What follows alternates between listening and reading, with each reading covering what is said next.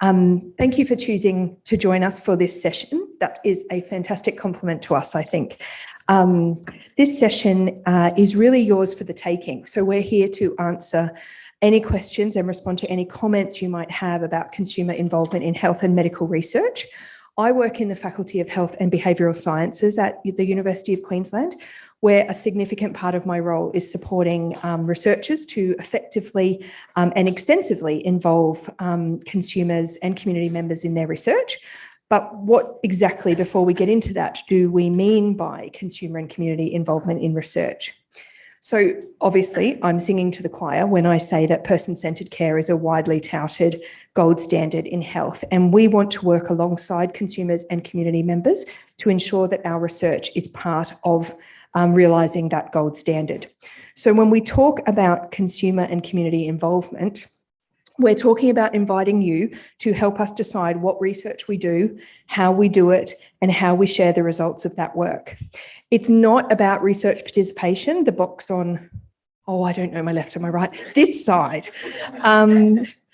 Anytime a researcher is collecting data from a person, whether that's through an experiment, an interview, or a blood sample, that's research participation. And you are welcome and encouraged to participate in research, but that's not what we're focusing on today. We're also going to try not to use the term engagement, box on the other side, because that's not what, because that's often about interacting with consumers to provide information about research, usually in a one-way conversation, like a presentation or an informative brochure. Again, engagement is really important, and we want to need researchers to engage with the community, but that's not what we're talking about today. Can you click me a very lovely red circle? Thank you, Fraser. Today we are focused on involvement in research, which happens when research is carried out with and by people with lived experience rather than to them, for them, or about them. We know that consumers bring fresh and independent community perspectives to research projects that interest them, whether that is contributing to decisions about what to research or how to investigate a particular issue. Consumers can also get involved in collecting and analysing data, contributing your lived experience to help researchers genuinely understand what the data means and why it's important. And of course, we want to work with consumers to share the findings of that research in ways that really impact on policy and practice. It is my firm belief that consumers are a largely untapped resource in ensuring research findings are translated into practice. So each of our panellists today has a wealth of experience in consumer and community involvement. And so while you guys think of questions that you would like to throw at them, I will ask each of them to introduce themselves and tell you each a little bit about why they do consumer and community involvement. And Fraser, could I have the next slide, please? Oh, I skipped that one. Next one, please. Dale, over to you. Hi, everybody. Before I started this journey, I was a refugee teacher, life skills teacher for our newcomers to Australia. And then I had a big accident. And I was burnt to 33% of my body and had 9 skin grafts, and then wore the subsequent compression garments for 2.5 years. And it was then an OT professor who hooked onto me and said, you know, you seem to be wearing these right all the time. And I said, yeah, I do it 23.5 hours a day, the way I should. And so we did a project on that and made some videos on how to stay in those garments. And I got to go back, and this is where my journey started.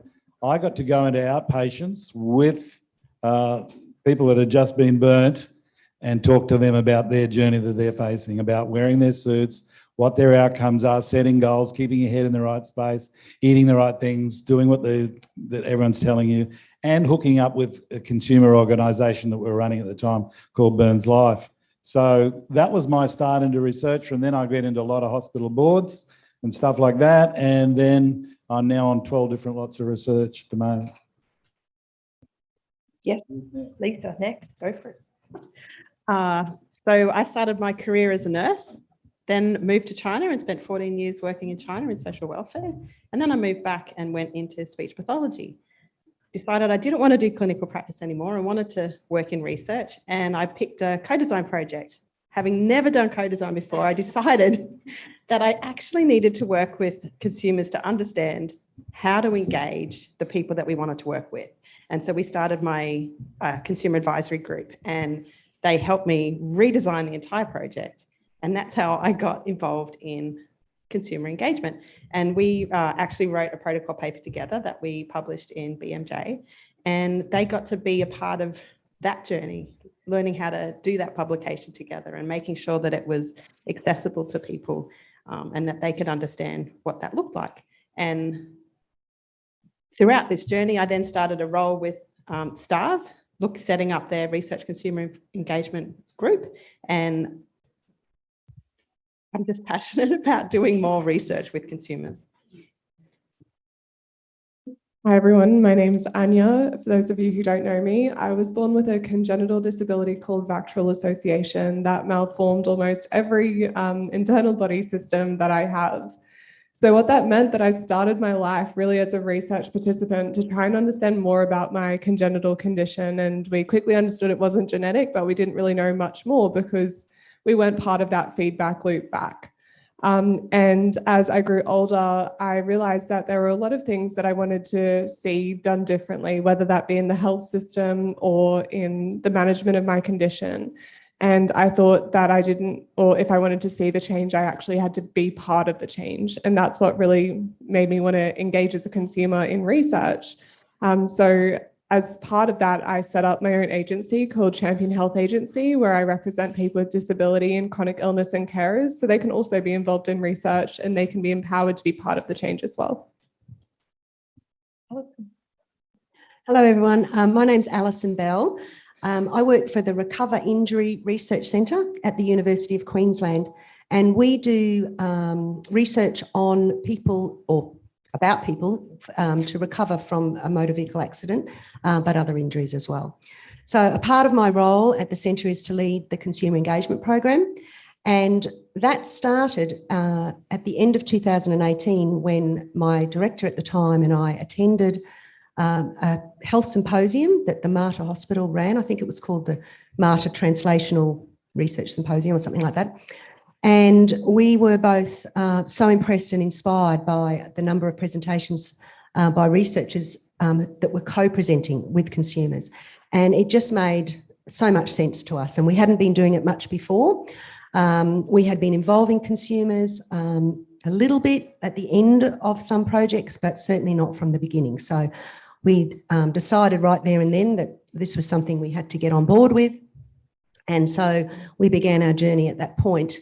It took us quite a long time to get traction because even just those few short years ago, many researchers weren't used to working with consumers, and they had a few concerns, and so we had to work through those. And we did some fabulous training with Anne McKenzie, who many of you would have heard of or done her workshops. And then we launched our program and we developed a consumer advisory group, of which we have a member here today.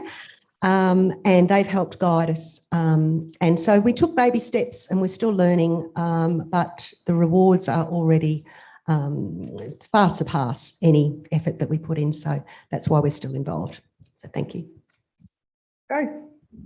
So I'm Jo Maxwell, and I'm a project officer with the Faculty of Medicine, doing the consumer engagement and also Indigenous research strategy. And I'm pretty much a newbie there, only there for a year, but my remit is to really upskill and train up the researchers, give them more confidence, and also train up and provide training and support for consumers. And I have a few consumers here today who've done our training with Leonie Young and Evercloud. And it's just been a wonderful journey as we all kind of learn together and start to bring more and more consumers into different research projects across the Faculty of Medicine. So the Faculty of Medicine has like 9 major departments or branches, and then it has like 50 to 60 research streams. So that's different specific conditions. So it's very, very broad. And some of the research is in the lab and at the desk or at the lab, and some of the researchers out surveying and doing interviews and things like that. So it's very, very diverse, and just really trying to make people up with researchers at different levels of the research. And I guess for me, where I come from, I worked for the Stroke Foundation before that. So yeah, Janet. So I used to run their audit and also be a part of their clinical guidelines team. And when I first started there, same to you, we didn't include, we had a consumer council who used to be very much involved in all the philanthropy side and the volunteer side of the organisation, but anything clinical, didn't ask the Consumer Council about that. And I started to bring that into our guidelines and how we formulated and updated and managed our guidelines and reviewed research and asked the consumers what they thought about that research. And then we started to have like the strict clinical interpretation, but a little bit on the side, which will say what the consumers, their insight into that guideline, and just making it much more meaningful across the board for clinicians who use these guidelines in their everyday treatment of patients, as well as for consumers. And we started inviting them to all of our audit outcomes and to all of our work that we're doing on the clinical side of the program, and it just enriched it so much. And clinicians started to come more and more to our trainings, get more and more involved in our audits, and really want to uplift the guidelines to be appropriate to the people that they're actually serving. Well, luckily we have received our first question on the Slido. Otherwise, this was going to get awkward.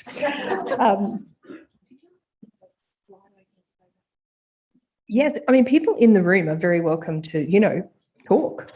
But you're also very welcome to use the Slido. But Fraser, could you put this? There we go. You're way ahead of me. So you're very welcome to ask questions via Slido, or like in real life, there's a roving mic, or you can just, use your teacher voice. Alison, what is our first question? I'm not sure if much you know. How do you see us getting health workers to come to the bush more remote? When you have to take what you get and you don't complain, what's doing on that plan?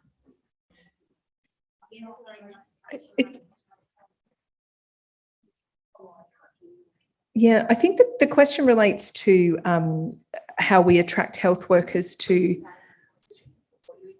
what I think the question's about. So I think what the question is about is how we would attract healthcare workers to rural and remote areas and actually get them to stay there. I think that's a really interesting research question, and whether or not there's work being done in that space that any of our panellists are aware of. Coincidentally, I worked for a research centre previously, and we did some work for Queensland Health on this area, and it came up again this morning with the Tasmanian group. Of course, it's very important. One of the difficulties is housing, and another difficulty is just the sheer numbers that are going in at the front end. As I said, we've got very low numbers going into GP. Yeah. We did a lot of qualitative work around this, and the doctors were saying that these were doctors that were planning to be specialists, and so they felt that if you weren't near a teaching hospital, then you couldn't do a specialty, and so that was a barrier. But yeah, I'm not sure if that answers the question directly. Yep. You can, Joe. Oh. No, Fraser, Joe's microphone isn't on. He's working on it. Try talking now. Hello. Yes. Hey. I think involving rural and remote consumers in health research is vital because from personal experience, my husband was invited to participate in a trial, but it just was a trial that was designed in a way that wouldn't work for anyone that lived in rural and remote, because you'd have to come back to the Prince Charles just to get your blood pressure checked and a few other obs done that could have actually been done in the community, but hadn't been designed that way. So involving rural and remote health consumers is vital to make sure that research studies are designed in a way that people can fully participate. Because if you're only getting city folk involved in whatever the research is, it may not actually apply for all folk in Queensland. Mm.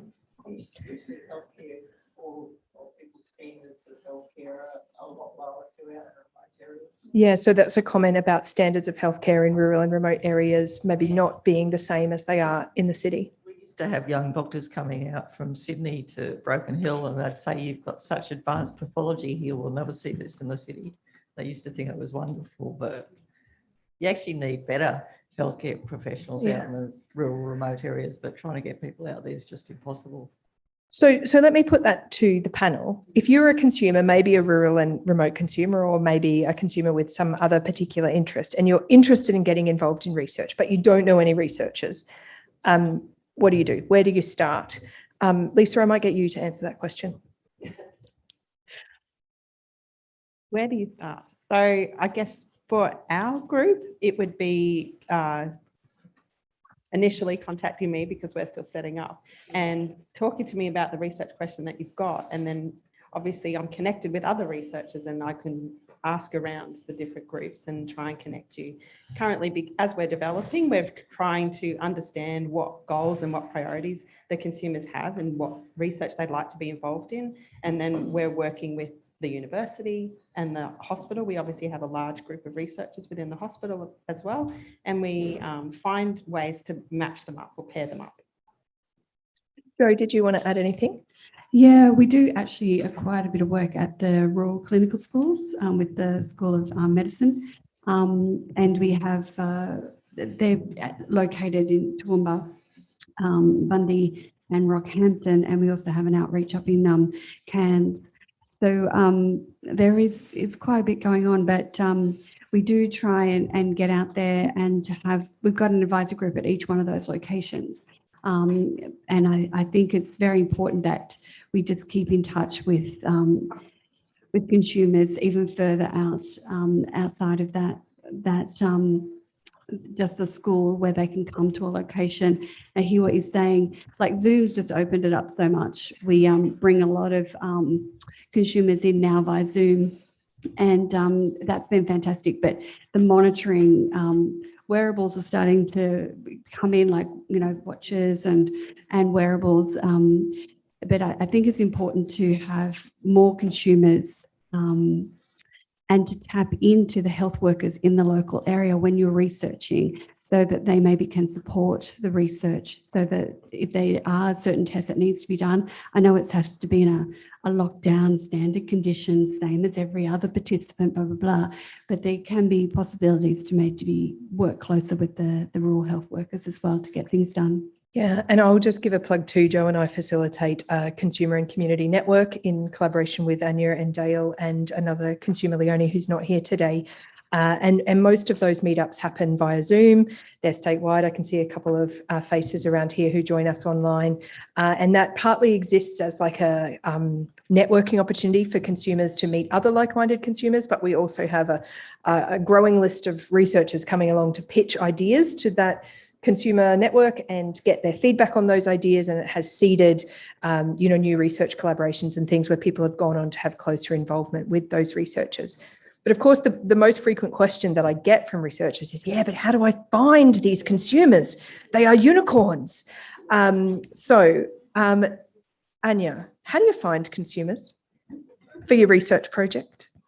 I honestly think that they're everywhere, and we like look around the room. Come on. But I feel like we don't look in the obvious places, and so often we can mistake, research experience with a lived experience, and that's not what I'm saying. I'm not saying it's everywhere in the sense that we should put a researcher in a consumer's place. But I believe that we should start trying to be a little bit more innovative in how we look for consumers. I spent so long in a hospital bed and in an outpatient department trying to work out how I could make a change. If I knew that I could be involved in research or in a consumer position in a hospital, it would have changed my life so much earlier. Trying to think about how we can actually engage the patients that are using health services, how we can engage the patients using disability services within a university, how we can talk to the students using universities and ask them, do you have any family or friends that have a lived experience in X? You know, there are people out there that want to be involved. We just need to actually invest in looking and not use the excuse that it's too hard. Thank you. We have some questions online, Alison. Can you hear me? We can. Yeah. Okay, so the first one is, for those at research centres, what has been your approach to embedding consumer involvement in research projects? Is it mandated for all research projects? Alison, I might throw that one to you. Is it something that universities can or should make mandatory? Well, that would be great. I think all of us here would support that. I tell you what's helped a lot is the change, recent change, or in recent years, the change from the funding bodies. So the funding bodies now actively encourage consumer involvement, and a researcher, I don't think, would be really worth their salt if they wrote an application these days and had not included either a consumer who has a lived experience of that condition, or at least have consulted a consumer advisory group. Mm. So, and yes, embedding it is tricky because, especially in university, in our little centre, we could do it because we could invent our own way of doing it, and Joe and I have similar experiences there. But within the university system, in a larger way, it can be harder. So things like reimbursement of participants' time, although I heard a bit of terminology for that this morning, which I've forgotten, and just having them on site, etc. There's some logistical things within the university we need to get over. Process matters. Joe, you wanted to add something, and then I'll come to you, Anja. And I agree. I think we're all on preaching to the choir that we think it should be mandated. But I think the sticking point, one of the major sticking points, is the formulation of ideas before funding is handed out. Getting consumers involved at that point when they don't have any funding. They're just coming up with an idea. They don't know if it'll get up or not, if they'll be able to see the research through or not. And I think that's where we get stuck a little bit, trying to get a bit of funding to pay for consumers' time when they're only sort of formulating the idea, and also a bit worried that you bring this consumer on a journey and you're putting in for funding and you don't get it this time around or the next time around, but maybe next you might get that funding. So, you know, having the consumer sort of sit on the fence a bit until you get this idea right and you can actually run with it. And so there's a few little sticking points there. Anja, did you want to add something? Yeah, I was just going to say, I think that we've, obviously want to mandate it because it's needed, but I feel like we go to mandate things with the best of intentions because it is needed and we do see the value. But I think that we need to just step back. We need to not try and mandate it. And we need to first really recognise the value that it holds, because we can look to the National Safety and Quality and Health Service standards where partnering with consumers is mandated. And we can look at how quickly that's turned to tokenism in so many ways, that you have a consumer sitting on a committee and then you've ticked the partnering with consumers box. So then that means you have a consumer in a grant application, you've ticked that box. We need to go beyond that and actually say, okay, we want a consumer on our grant because we want them there for the value, not because we're told that we have to do it. Yeah. Was there another question online, Alison? There is. Consumer partnerships already struggle with involving diverse consumer representatives. How do you get people from diverse backgrounds involved in research? Please, can I answer? Yeah, go for it. So I think you're right. I think it's a really important question. How do you get people that don't just look like me, white, well-educated, middle-class, urban-dwelling women, to be involved think not that I'm not important. But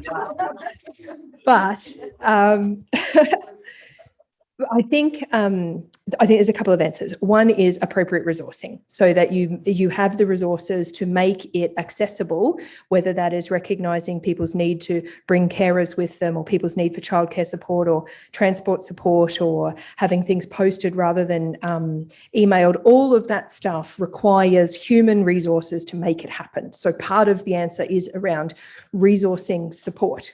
The other part of the answer I learned from Joe Smethurst, and that is you go to where the people are.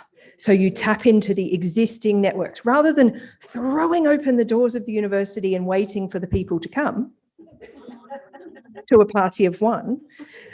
You go to where the people are. So you tap into the different multicultural networks that exist, the LGBTQ networks that exist. You build the relationships and you work through trusted referrals to get more people to talk to you. And there's no substitute for time and building trust.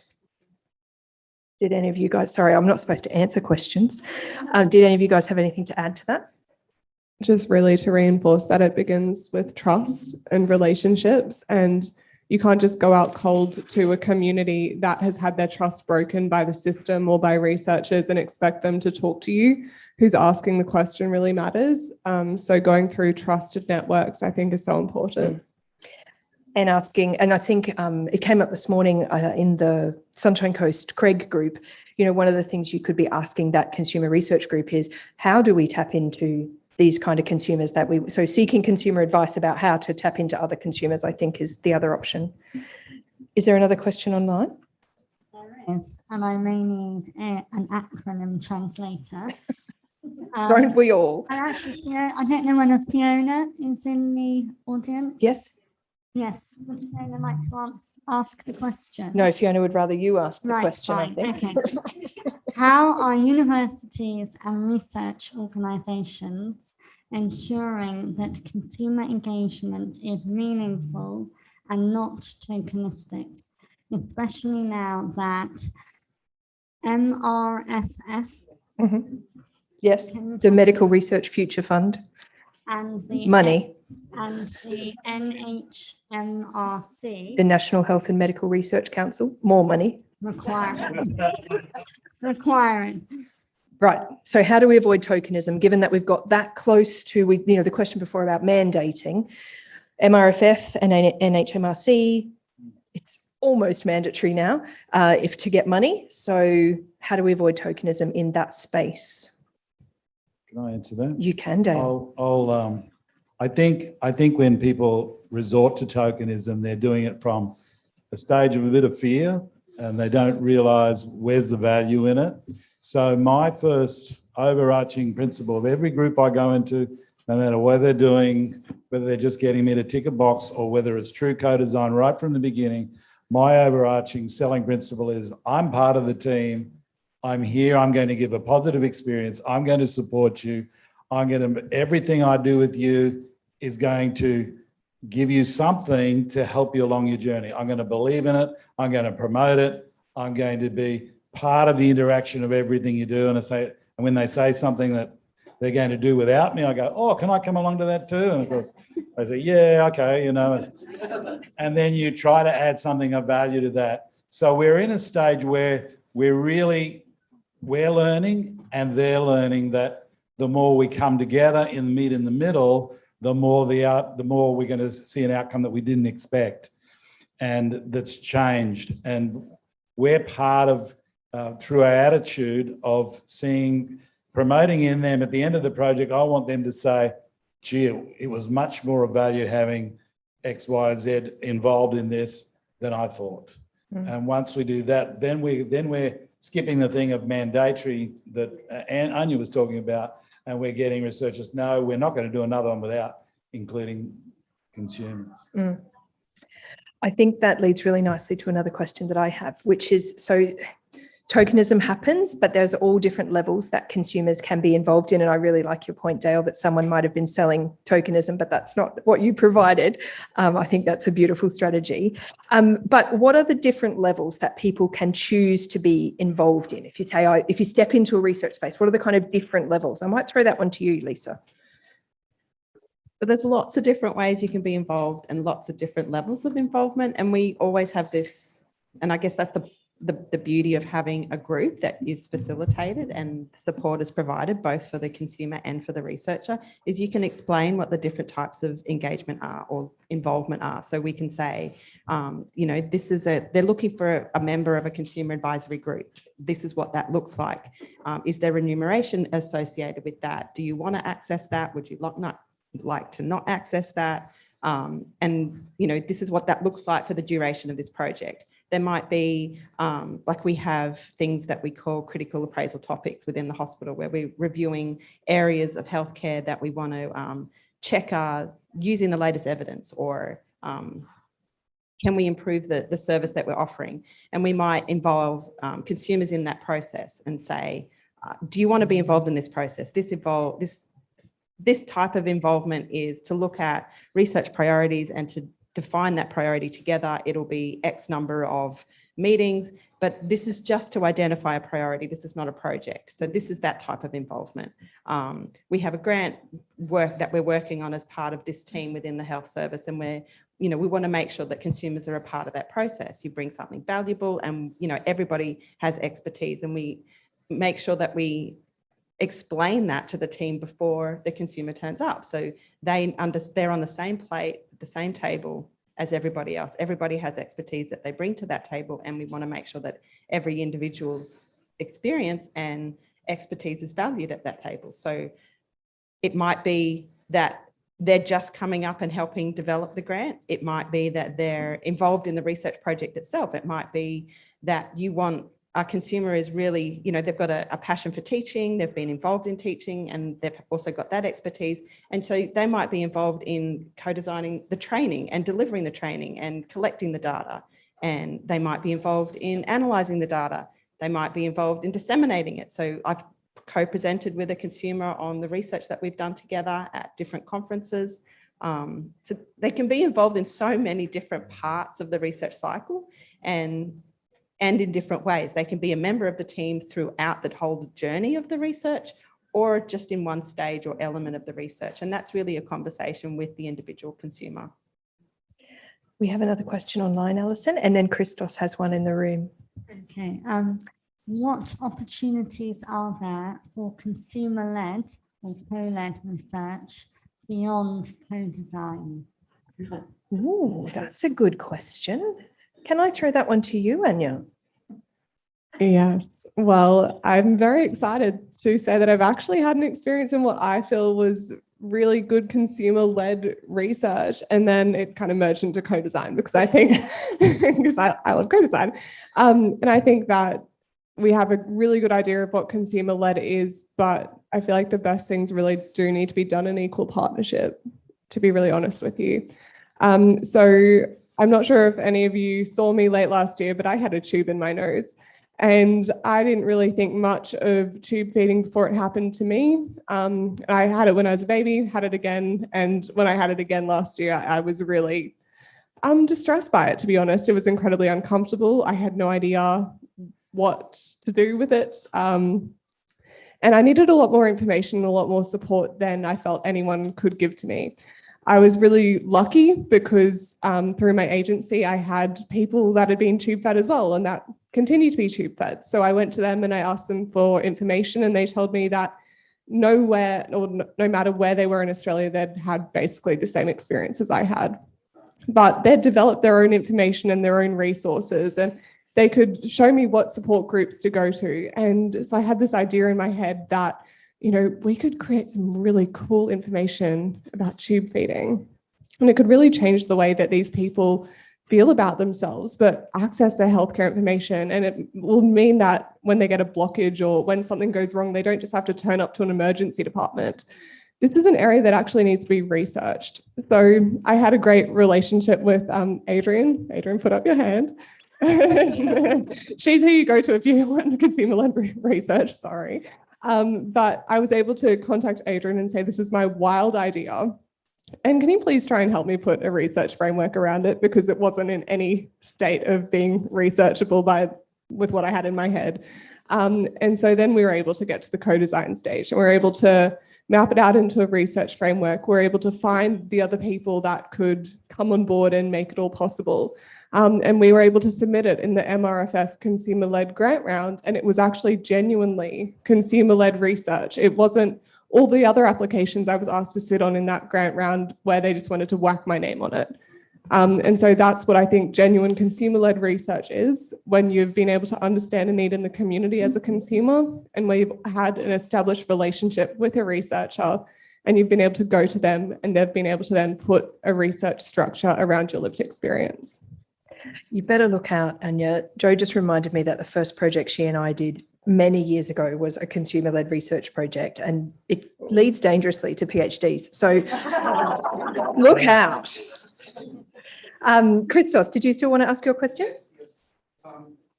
If I may, first of all, if I can make a comment about the previous question about difficult to reach people. Yes.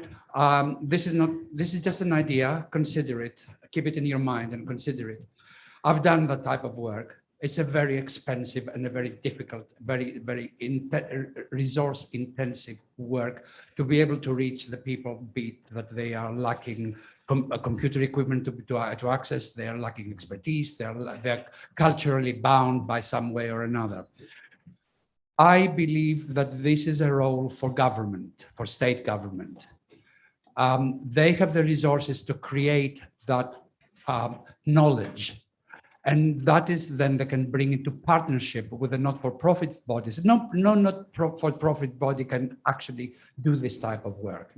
But if they develop that work either directly or indirectly because of the privacy conditions through funding a private body, they can develop that expertise. And that expertise can then be made available to any organization that needs to reach these difficult to reach people. Who is the local person? What do I do there? What do I do in this situation? It is, just something to consider in the long run. The second question, and I think you partly answered it there, is the motto that we adopted from disability is nothing about us without us. And research fails in one area, and that is in the initial stages, in the inception of an idea. And we've already talked about it, and there's always rumors in the background that this, how about researching this? And I'm just wondering whether we need to actually put some thought into that and start thinking about how do we bring the consumer ideas into focus? Is it a job that for the universities? Do we develop a website where people can put ideas in and specific parameters, whatever it is that we require, that might engage PhD students to take it on? We need to seriously think about that. How do we support consumers to propose research questions and then lead that research? Yes. Alison, how do we do that?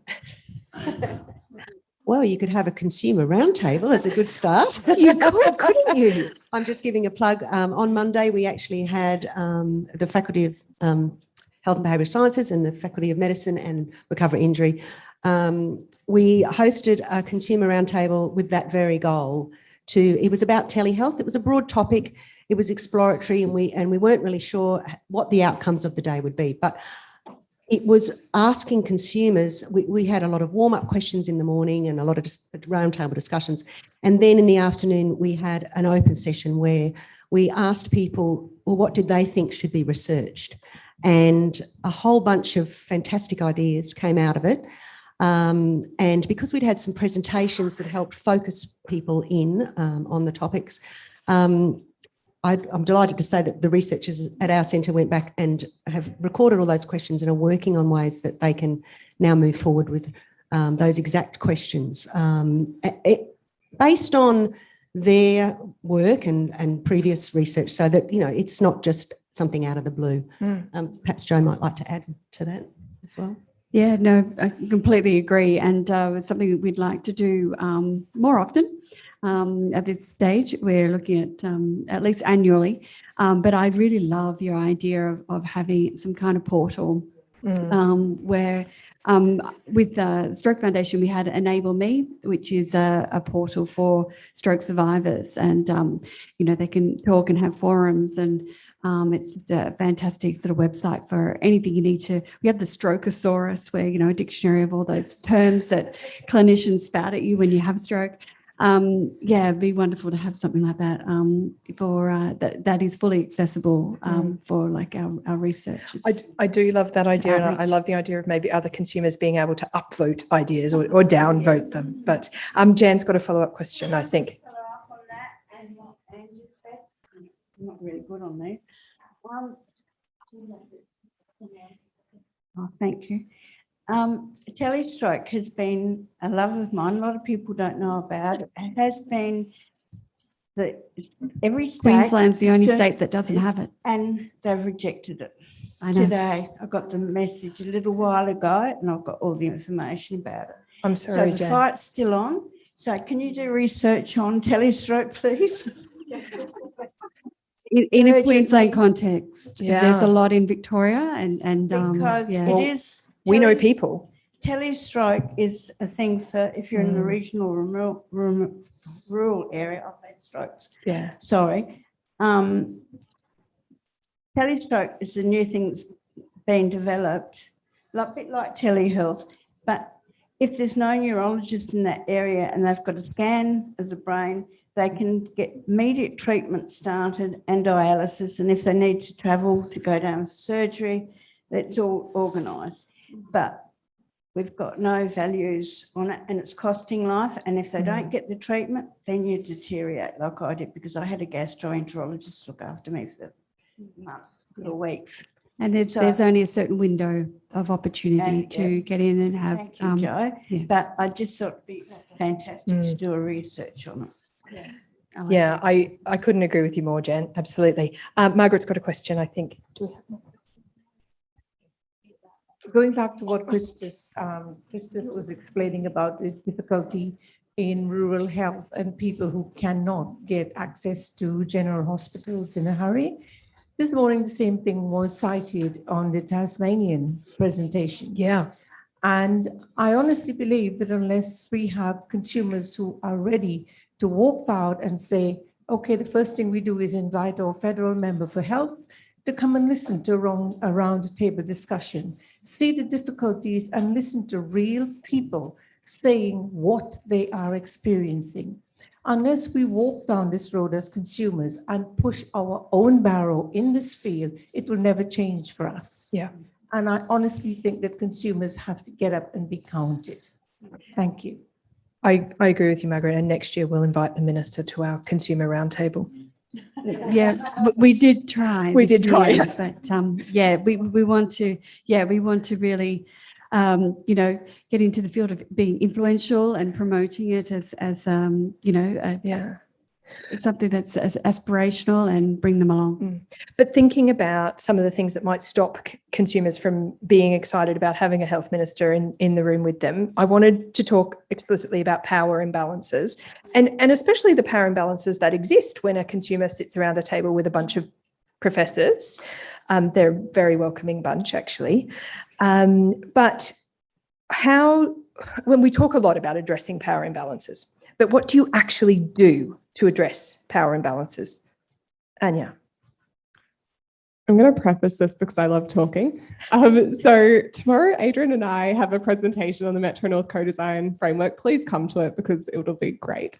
But when we were talking about co-design, we thought, this is going to be easy, sort of. We'll just go in, we'll work out what a co-design process is, we'll write that process, and then we'll just give it to the community, or we'll do it with the community.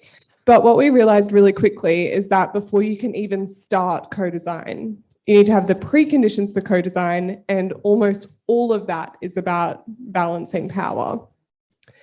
And really a lot of the conversations we had around balancing power is that people want to come as people. It's that almost everybody has professional and lived experience. And when we ask people to come into the room and only have their lived experience or only have their professional experience, they're not coming as the whole person. They're cutting out a huge chunk of themselves. And I don't think that's fair. How we introduce ourselves matters. And it sets the tone for the rest of the engagement, the rest of the time that we meet someone. First impressions count, no matter what we try and dismiss of it. So I think that balancing power, it begins with your introduction. It begins with taking off all of your hats and just being your real, full, whole person, that saying, I'm a daughter, I'm a sister, I love playing golf, this, that, and the other, and just being a human being first. Be a researcher second, be a consumer second, whatever else, and just focus on connecting as a human being first, and then having your research agenda second, or your lived experience agenda second. Did anyone else want to add anything? Maybe you can talk about the community agreement that you put up at the round table. That was a really lovely. Oh, you could talk about it. I'm not supposed to answer questions. I'm facilitating now. Go. The pushback I get. There's power balance here. Well, okay. So at the consumer roundtable that we hosted on Monday, we did a couple of things to try to address some of the power imbalances. First of all, we tried to have twice as many consumers in the room as academics. We made consumers the table hosts at each table, and we clued the academics in that we didn't want them to dominate the conversation, which is tricky because they know a lot and they want to share what they know. They're very passionate people, and often they got into the fields that they got into because of their lived experience. So they want to share that. So it's numbers was part of it. And then we did have a group agreement, which, often in group work type situations, you might negotiate the group agreement. We didn't have time to do that. So I just told them what the group agreement was going to be, which was just a really lovely one that I had found about taking space and making space, about leaning into discomfort and things like that. So I tried to set those common ground rules, I guess, as the rules of engagement for the day. We have a question online. Okay, maybe we can roll them into one. Okay. So fundamental scientists have said that involving consumers in splitting cells is unnecessary. How do we change this attitude? And then the second question is, researchers don't often think consumers can be involved in research as partners. Yeah. How do we make sure they know and understand this is important and must be done? Okay, so the first question asks about fundamental science, which gets called lots of different things. You might, even within the university, I discovered when I went looking for a researcher who'd involved consumers in what I was calling basic science, and then discovered maybe I should call it lab science, except maybe I should call it wet lab science. Eventually I tracked someone down. So I'm not going to lie, it's harder. It is harder to do consumer and community involvement in that kind of basic science research. I don't know what else to call it. It's research not aimed at clinical treatments. It's before that. Do you guys have any wisdom? Yeah, I think it's also a long haul. It's like the pre work. Before you get a drug or get a treatment, and sometimes it takes years to get these things investigated and researched, and it builds to stage 1, stage 2, stage 3, stage 4 until it's out there and it's on the floor and it's used clinically. And I think a lot of the researchers probably think, consumers aren't going to be interested in this, but and I think part of our training and some of the work that we're doing with consumers and researchers is saying that consumers are quite altruistic. They are really interested in what the future looks like. We want to see those drones coming in, not running into electric wires, but coming in and delivering things, and what could possibly happen, and how, even if we're not here, how the future could be better for other people, and certainly be involved in that. And I know TRI are doing a lot more lab tours where they go around, and I think that's breaking a few barriers, because the clinicians in their white coats, not all of them in white coats, but they get to meet a real person. It's a bit of a shock. So we are trying to do those warm introductions and bring people onto the premises, bringing them through the lab. And hopefully we'd like to get to the point where we start to establish a few research buddies. And they just come in maybe a couple of times a year and just chat and talk about their research, also talk and do the consumer, and the consumer talks about their treatment and where they're at in their life and in their condition.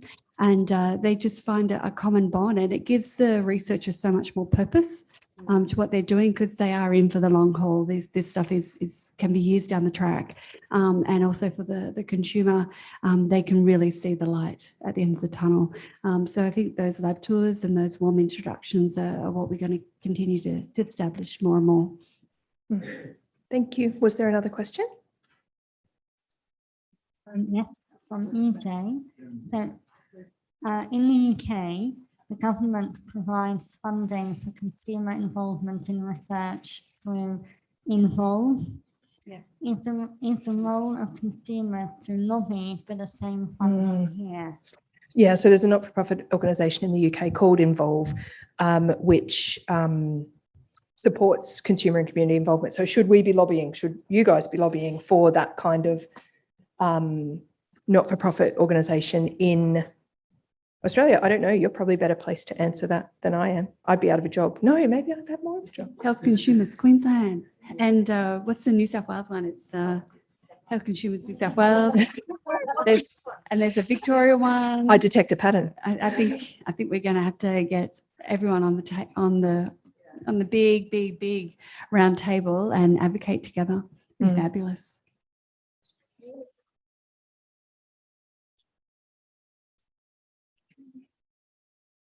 Thank you. Sorry I missed the start, but just hearing about, I guess, researchers understanding what engagement actually is. So sort of jumping onto the other question, is it not that we go straight into this is our lived experience, but is there a step before to help researchers actually understand what engagement is and what the benefit is? So for me, when I'm here, like in research, in governance, in policy, procedure, service delivery, right? But what I'm hearing is missing and how to connect that gap. Like, I love that human approach, and hello, I haven't seen you in a couple of years, Anja. What I'm hearing is it's how to engage. And I've been involved in lots of different engagements over the health sector and with universities. And it's done very differently everywhere. And I don't necessarily think that there's that real understanding of what consumer engagement is and the benefit is, just full stop, I guess. I don't know if anyone has any thoughts on that. I think it's hard as a consumer to be everything to everyone. It's hard to be there to share your lived experience, but also be there to prove your value and your worth, because you shouldn't have to prove your value and your worth. And I think that Dale made a really great point before around, you know, that if you're there all the time and you're doing the work, that they will see that you're worth it. But I think that's a bit too hard, like, to be honest. I think that, like, they should be acknowledging your worth far before that. And I think that's where, you know, people like Alison and Jo and Beck and Lisa come into the picture, because they're there educating the researchers to make sure that when we go into the process, it's safe for us and we're not harmed. And there are rules of engagement there that make sure that it is a mutually beneficial relationship. That's at least my perspective on it. Yes, thank you. And thank you for thinking that we are doing work to prepare that space. I hope. Yeah, no, we are. You're right. And a lot of Jo's work in the last 12 months has been on offering workshops for researchers to exactly do the kind of upskilling that you're talking about. And increasingly, I think the questions that Jo and I think I can speak for you, Jo, are fielding are not about, oh, should we do this? They're about, okay, you've convinced me. How do I do it? Yes, what do I do now? And the enthusiasm sometimes comes a little bit before the horse. But I often we talk to researchers about the best time to involve consumers is early. You know, get them involved before you've got the research fully designed so that they can be part of that process. And increasingly, I'm changing my song. Increasingly, I'm saying, you know, the really good time to get consumers involved is at the end, the very end of a project, when you're disseminating the findings. Because that's a really accessible point for consumers to get involved in, and they're on the ground floor for the next bit of the project. So, because inevitably disseminating research involves saying what the next piece of research needs to be, because that's the finding of all research, that we should do more. And so we say, well, we should do more research, and then we've got the relationships with the consumers ready to move forward together.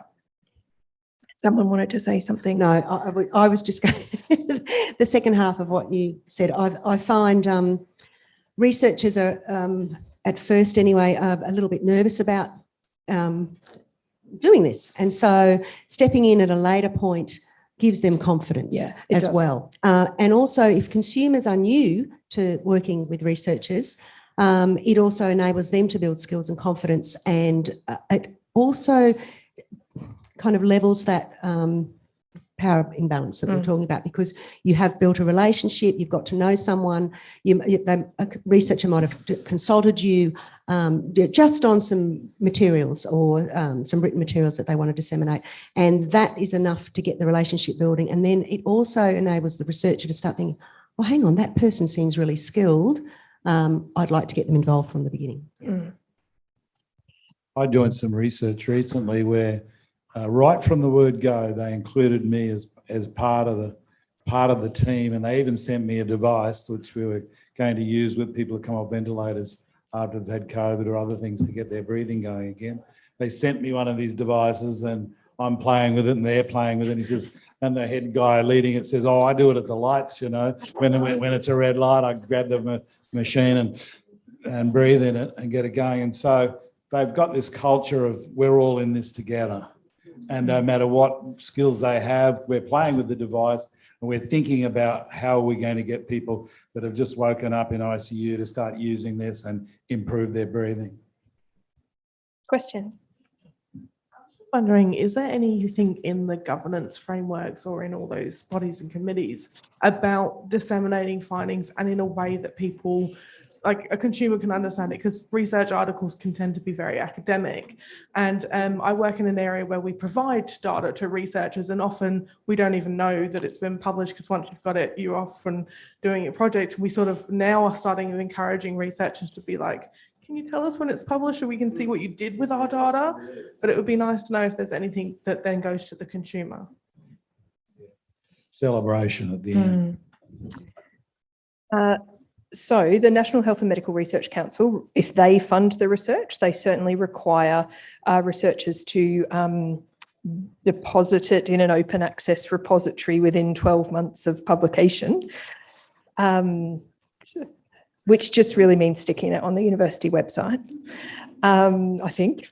I'm not actually 100% clear on what those rules mean. But I think, so a couple of things there that are really tricky. One, open access publication is the way to go for researchers wanting to involve consumers, because most academic research sits behind a paywall that unless you work in a university, you can't get through.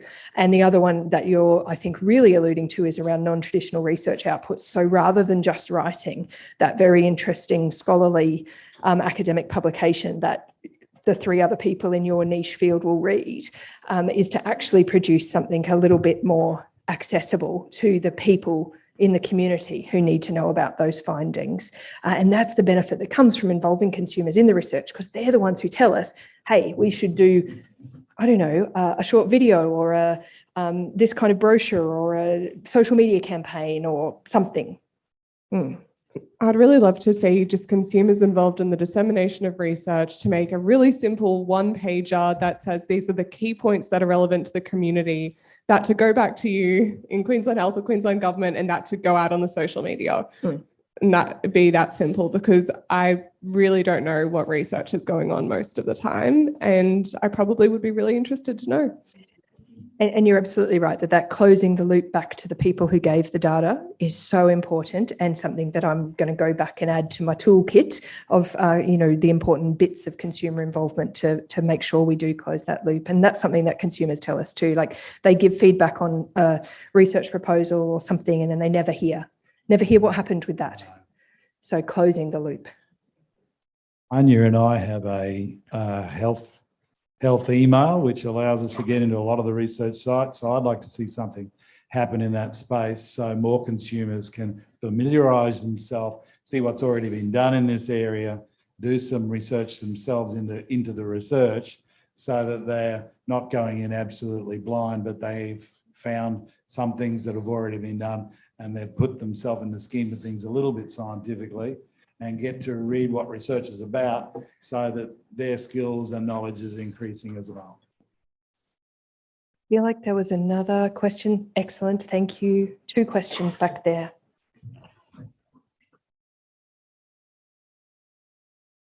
Thank you.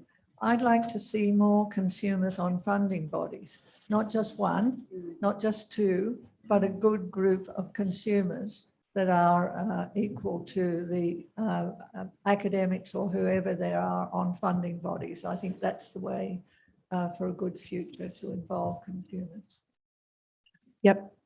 Yeah, I've sat on a couple, but I'm only on the first round and there's only me. So yeah, there's probably more work to be done there, but I think there's more work to link up to with some of the courses that Joe and Leonie run, so that you're not going in blind when you're reading, 50 lots of research and you're struggling with every second word and looking it up on Google. I think there's a case to, if you're going to be doing that, to really do your due diligence so you are able to get your head around what's in front of you. The MRFF and NHMRC increasingly have consumer reviewers. I think the call is currently open for consumers interested in taking those on. And then the other thing that sprang to mind in response to your question was there's currently, until February, it's called the Community Research Priorities Portal. I think it's an NHMRC thing where professional and community organisations can make submissions to the National Health and Medical Research Council regarding what their targeted calls for research should be about. So targeted calls for research are often really niche things that they'll come out and they'll say, we think there should be research on, I'm not going to make up something, this really specific area. And how they come up with those is in part in response to this community portal. Now, that's not for universities to use. We're not allowed to go on there and suggest our own research, though that would be really useful.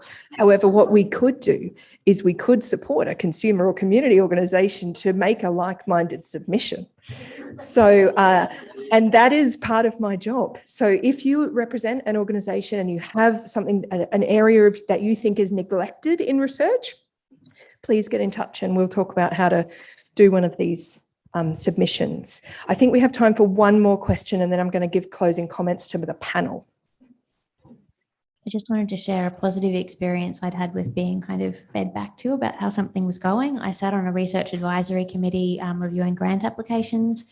A scientist came on board, were partway through their research, and I had the opportunity as a lay person and consumer who might benefit from the research to do a video interview with the researcher. And he came with his prepared notes about how he was going to describe everything in his language. And by the end of the interview, he was talking about how the cell is like a house. And if someone comes in and blows up everything, the homeowner isn't very interested. But if you can have a targeted treatment, and we were getting down to those really layperson descriptions that are always missing from research applications and things like that. And it took a long time. And I think the edited interview was a lot shorter than the original, because to force someone to think of it from a different perspective, sometimes that's something wonderful that a consumer can bring at a different point in that research journey. Yeah, that's a lovely note to end on.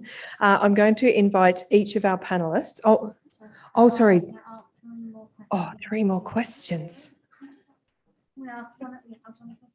Okay, one really important one, and you might not get your closing comments, sorry.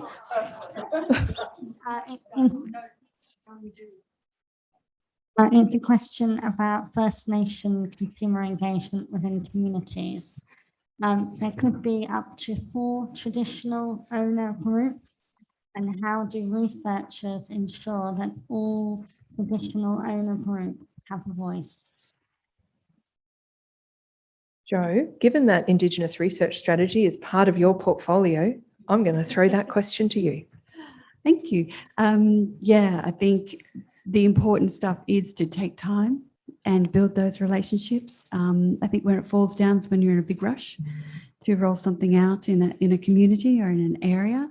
Work very closely with the providers, the health clinicians and the healthcare workers, the Aboriginal healthcare workers that are already in that community, and they know all the interconnections and songlines out there. And it really is about building trust and taking your time and spending time in that community to get to know it before trying to rush your project through. And there's like a back piece to that is with the funding bodies, you are only given like 3 years or whatever it is to roll out your project and get your results and get everything in. and that's conversations they're having in the background, is that, you know, some research in certain communities, we need a bit longer to hit certain benchmarks, you know, and take that time to build trust and to actually understand the community and have them really embrace your work. Because what's that saying? If you want to go fast, go alone. If you want to go far, go together. Yeah. Is there another question?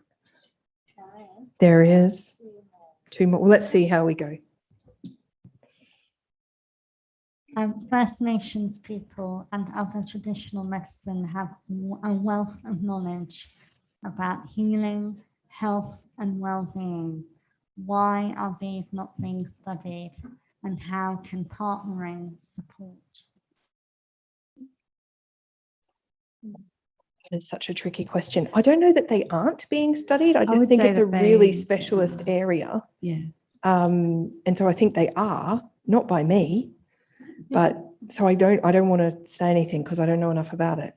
Yeah, they definitely are being studied. There is and a lot around the birthing and women's business is being studied and researched. And I think if you look back, it was just basically inaccessible to coordinate a research in the standard parameters. And I think those standard parameters are starting to be more flexible now. I was saying about time before, but also getting to place. Quite often you need to be in place to hear the certain stories or to receive the certain medicine or treatment or therapy that it is. And so, you know, make sure there's funding for the researchers to be on place, and there's trust and respect. And there's also a lot of uplift going on, especially in UQ, for Indigenous researchers. So the actual First Nation people doing the research themselves and being trained to run the research right from the start. Yeah, it's definitely a beautiful opportunity and really important for consumer-led research to come to the fore in that space. And in the Faculty of Health and Behavioural Science, of course, we host the Poach Health Research Centre, which is Indigenous-led, and they would be the perfect place to host that kind of work. And I'm sure would love to hear from more people in the community. I've got a 2 minutes to go sign, 1 minute to go sign waving at me. So this lot don't get to talk anymore. But I will just give a plug for tomorrow. We have assembled 20 posters from UQ researchers inviting consumers to firstly, really to choose your own adventure, to maybe they've asked a couple of questions on each poster. You can use Post-it notes, give us feedback on those things. Tell them what you think of their research idea or how they're planning to approach it. And then there's also a QR code. If you spot something that tickles your fancy, scan the QR code, get in touch with the researcher, and maybe that can be a research project that you might like to have deeper involvement in. Thank you so much for coming along today. Thank you to this fabulous panel of people.